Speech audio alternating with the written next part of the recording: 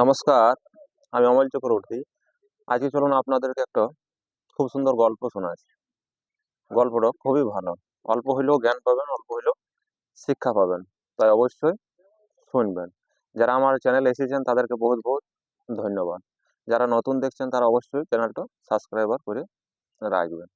চলুন আজ আপনাদেরকে একটা খুব সুন্দর আমি গল্প শোনাচ্ছি। মন দিয়ে অল্প ধৈর্য ধরে আর মন দিয়ে শুনুন। অল্প সময়ের মধ্যেই বলবো, বেশি সময় লাগাবো না। অল্প মন দিয়ে শুনুন। এক কৃষক ছিল। সে একটা নেউল পুষেছিল। নেউলটা খুব বুদ্ধিমান ছিল আর ছিল প্রভুভক্ত। কৃষক একদিন বাইরে গেল কাজে, কাজ করতে গেল। তার স্ত্রী তার ছোট বাচ্চাকে নিয়ে দুধ খাওয়াইছিল। দুধ খাওয়াইতে খাওয়াইতে বাচ্চাটা ঘুমিয়ে পড়ে।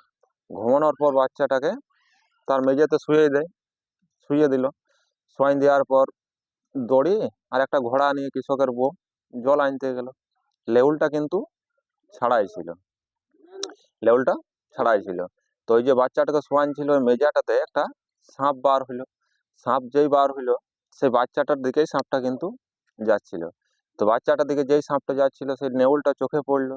নেউলটা কিন্তু সামনে গেল, সামনে গিয়ে সাপটার সঙ্গে যুদ্ধ করতে শুরু করলো। সাপটার সাথে অনেকক্ষণ যুদ্ধ করার পরে সাপটাকে কিন্তু কেটে কেটে টুকরো করে দিল।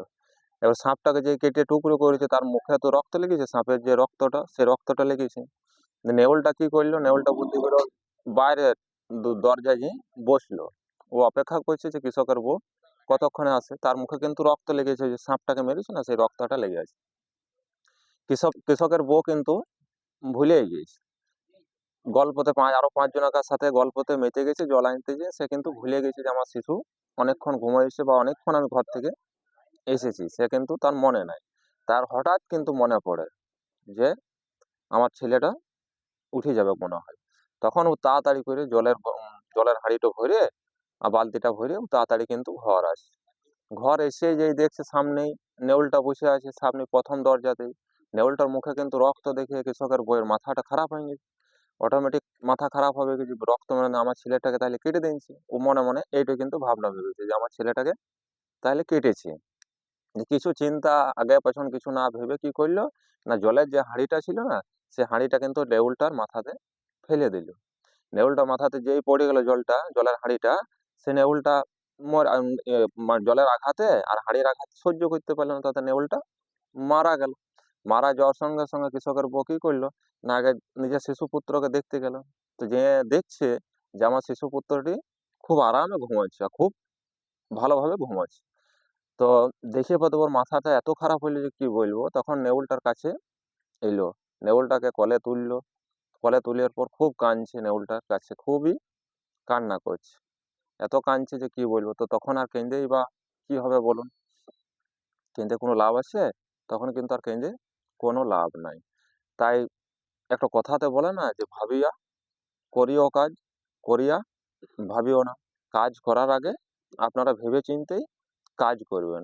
কাজ করার শেষে কিন্তু আর ভেবে কোনো লাভ নাই।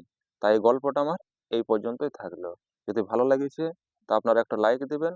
আপনাদেরকে বহুত বহুত ধন্যবাদ।